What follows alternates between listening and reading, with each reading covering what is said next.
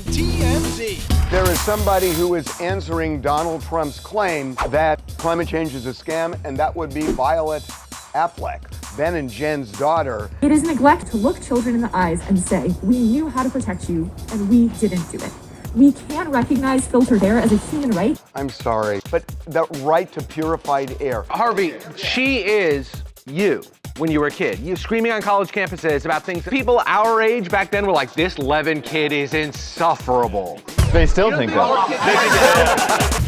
Jimmy Kimmel is back and got very emotional in his monologue. It was never my intention to make light of the murder of a young man. And also really pissed off Donald Trump. Donald Trump responded, the White House was told by ABC that his show was canceled. Why is ABC telling the White House that? The White House was saying that the government wasn't involved, and now all of a sudden, Trump in his rage admitted it. Leonardo DiCaprio and Benicio del Toro went on the New Heights podcast. How we doing, fellas? Doing good? Good, man. Great. Did they ask any personal questions to Leo? Not at all. They talk endlessly about Travis dating Taylor, so they're into talking about dating. Now you have Leo DiCaprio and you don't ask about dating? The Kardashians are promoting Kim's new Nike Skims body at work thing. Has Skims overtaken Spanx? I don't think so. Spanx is for older ladies and Skims is for younger ladies. Yeah, I would go with that. Solid point. So which one do you wear? Oh, shut up.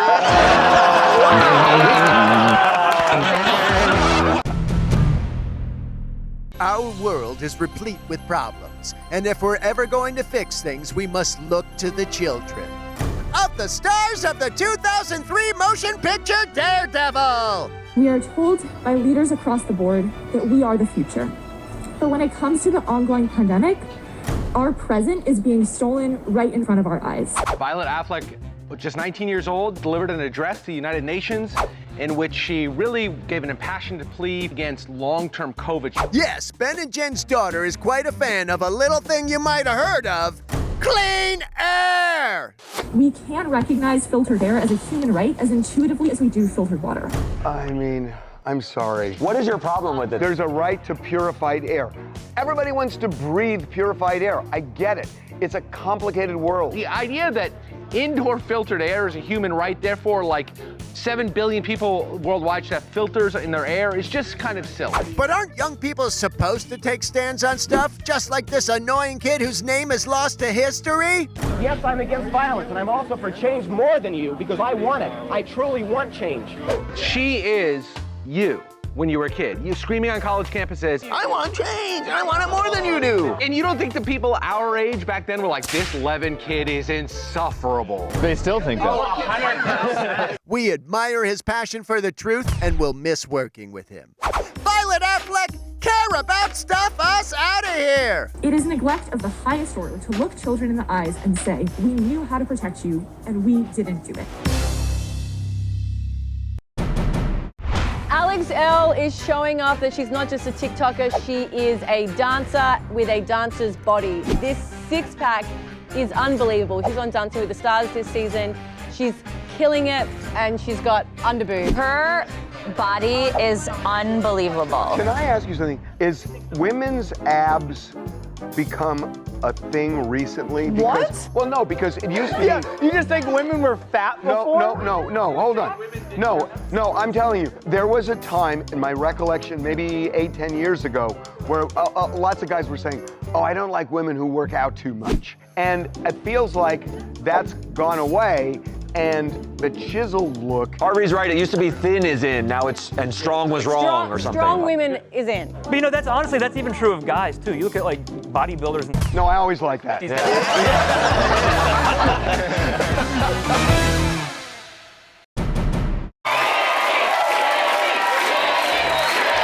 Think they're happy to have you back, Jimmy. But any chance you're going to ease off on the Trump jokes just in case he's absolutely watching? He might have to release the Epstein files to distract us from this now. Okay, free speech, back in business. Jimmy Kimmel is back. He made his return after his suspension and got very emotional in his monologue. I thought it was perfect. He sort of apologized. I didn't hear sorry. You don't always need to say sorry. I do want to make something clear because it's important to me as a human, and that is, you understand that it was never my intention to make light of the murder of a young man. Nor was it my intention to blame any specific group for the actions of what it was obviously a deeply disturbed individual. Then he said, but I understand it, and if I were on the other side, I'd probably receive it that way too. That was him accepting the fact that it was wrong to do. I thought it was perfect. This show is not important. What is important is that we get to live in a country that allows us to have a show like this. Surprisingly, Trump hasn't said anything.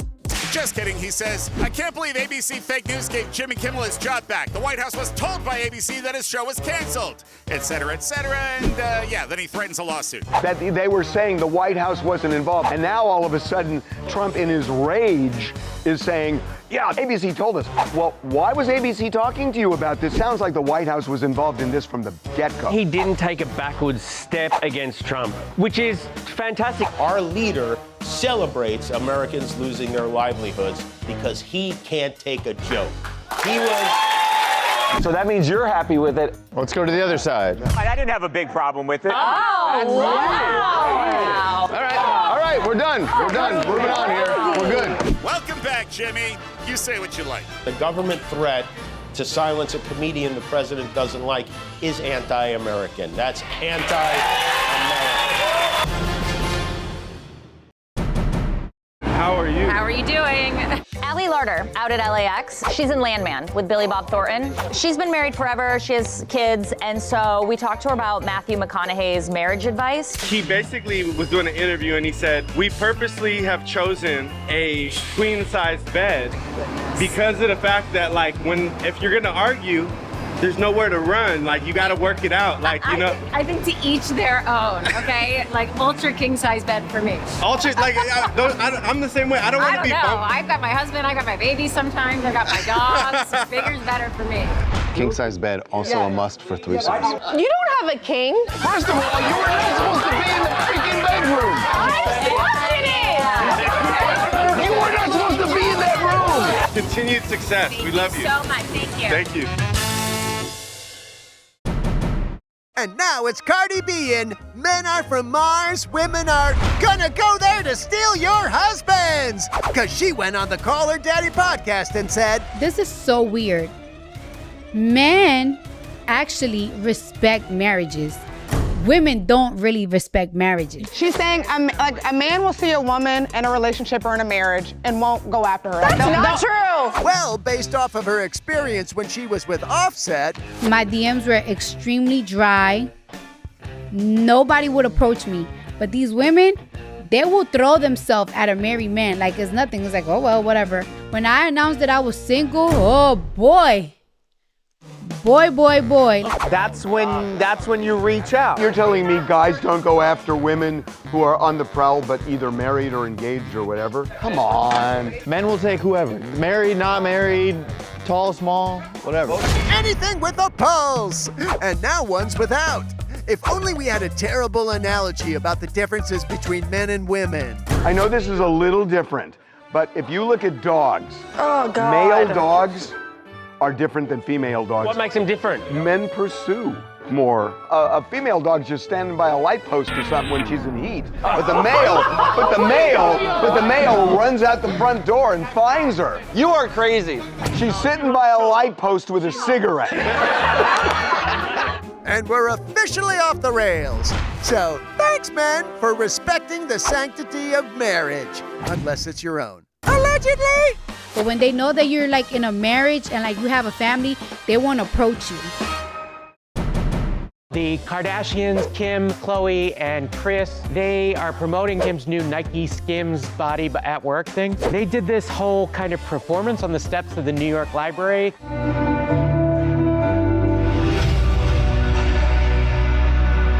God, they look good. Fantastic. Holy cow. They look like they're from the Matrix, then they just arrived here. That's true. I mean, black's just a great color for that. Well, come on, look at their bodies. They sat and watched the show. I mean, they look great. They also look alike. Has Skims overtaken Spanx? And they're very different. What's like, different? Skims, like you wear outerwear. Spanx you always wear like it underneath something. No, Spanx has a whole like clothing Yeah, but line not now as big as Skims. I think Skims is bigger, more in the zeitgeist than Spanx Yeah. is. Spanx is for older ladies and Skims is for younger ladies. Yeah, I would go with that. Oh, wait a minute. Which one do you wear? Oh, shut up.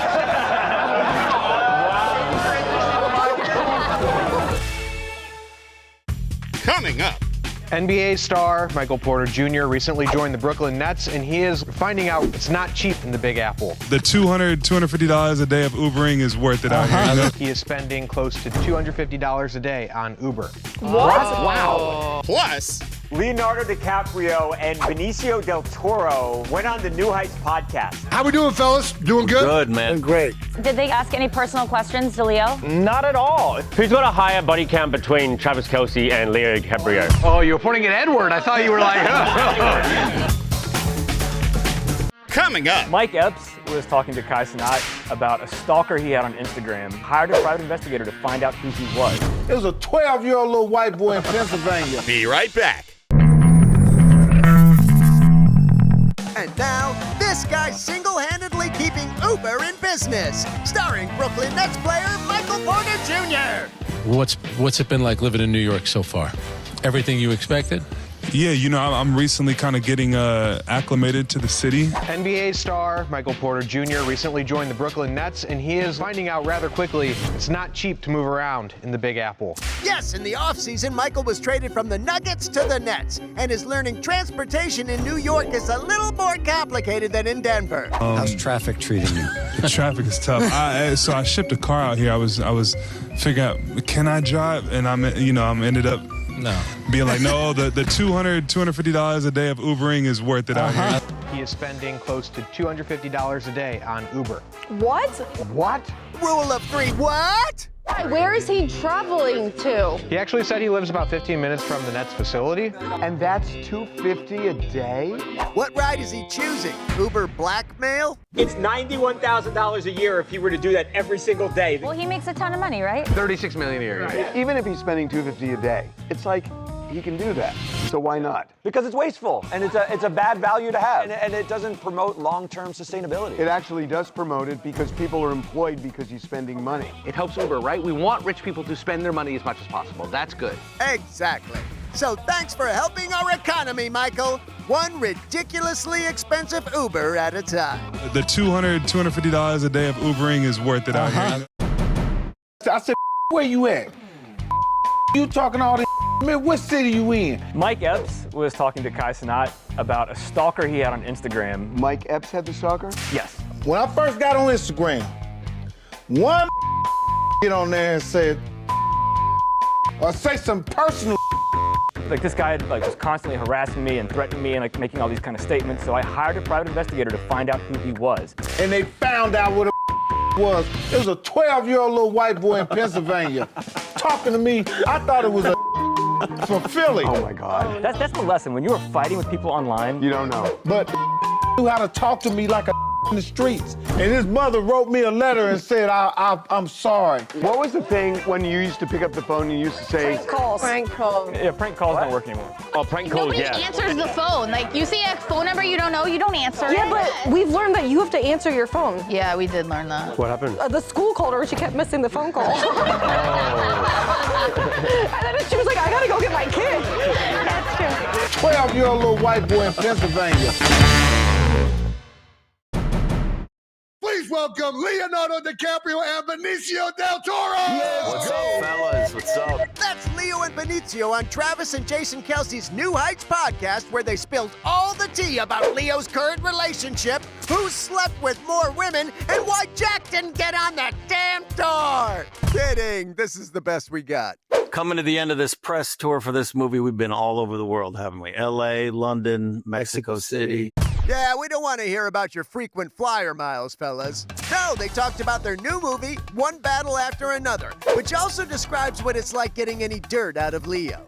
But you gotta ask the questions first, Kelce's. Did they ask any personal questions to Leo? They asked Leo who his favorite team was. That's the biggest question. They talk endlessly about Travis dating Taylor, so they're into talking about dating.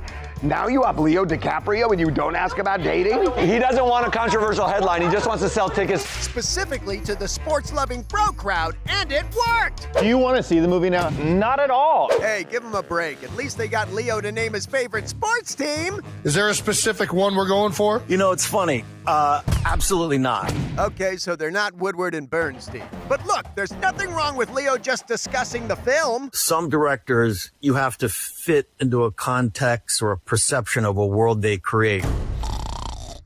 Yeah, good luck with the movie, guys. Thank you for your time. Thank you.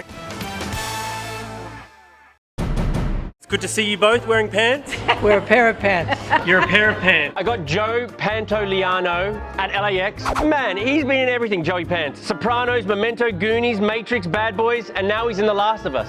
So, he has never subscribed to HBO in his whole life. Have you got HBO yet? I know that's been... I got it. They sent it to me. Oh, you've got it? Yeah. You've got it? I got it, and I started watching it. It's great. I've been watching all the documentaries. Wait a minute, when he was on The Sopranos, he didn't? Has never owned HBO. Get out. He's been very annoyed that HBO hasn't, given him the service for free. The moratorium's over. Yeah. That's amazing. So who sent you the free HBO? HBO gave it to you? Yes, yes. I say, what's your favorite new show you get to watch? He goes, what's it called? What's it called? ROX? The Viking one, everybody. Oh, I think is it called Vikings? No, what is it? It was a big hit 15 years. Game of Thrones? Yeah, Game of Thrones. G-O-T. And he's like, yeah, G-O-T. G-O-T. Oh my God. G-O-T. Hey, great to see you, great to meet you. Nice talking to you. Coming up. So a huge RICO lawsuit against Diddy's mom was just thrown out of court. You know, the Combs family is just good at beating RICO charges. Yeah, they're 2 from 2. Or they're not organized criminals. Yeah. Well, fair, okay. So a huge RICO lawsuit against Diddy's mom was just thrown out of court. If once you don't succeed, try again. And they lost again. You know, the Combs family is just good at beating RICO charges. Yeah, they're 2 from 2. Or they're not organized criminals. Yeah. Well, fair, okay. It was a $33 million lawsuit filed by a guy named Dion Best, who's a former associate of Diddy. Something he alleged had happened back in the 90s, and the court said, just too old. When they initially filed the lawsuit, it was filed against Janice and Diddy as well, claiming they were co-conspirators in the RICO, but the court said you haven't alleged anything that Diddy specifically done, you gotta refile. So they refiled, and the court's even like, there's nothing here even against Janice. Can I just can I reveal something? That if I had a kid, I think I would have named him Rico. You would have a young son named Rico Levin? I'm not against it. I like Rico. I think of Uncle Rico. Oh, Uncle Rico from Napoleon Dynamite's a good one. Rico Suave if you're my age. You know what I would call him, seriously? Rico Suave Levin. So, Rico Suave. And when they met him, they would be so confused.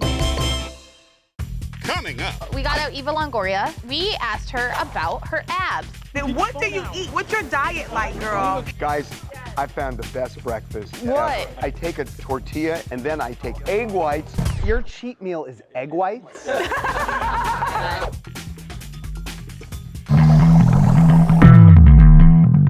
You turned 50, you look 50 and fabulous. Thank you. So we got out Eva Longoria in New York, and we asked her about her abs. She's 50 years old, and that's what she looks like. She's beautiful. She looks amazing. Then what do you eat? What's your diet like, girl? No way. So we're gonna say, So she spends her day working out. I don't believe that at all. No, you can. She eats a lot of salad and Guys, I found the best breakfast ever. What? I take a tortilla and I put it in olive oil in a pan so it gets crispy. And then I take egg whites and turkey pepperoni. Ooh, you are living and then you put a little mozzarella on it, and it's you just discovered a breakfast burrito? It's like it's like a pizza. I hated egg whites, but your cheat meal is egg whites? Devin, you're forgetting the turkey pepperoni. And the small sprinkle of mozzarella. Whoa! Devin, he eats it and he goes, diet starts Monday. You look fantastic, thank you.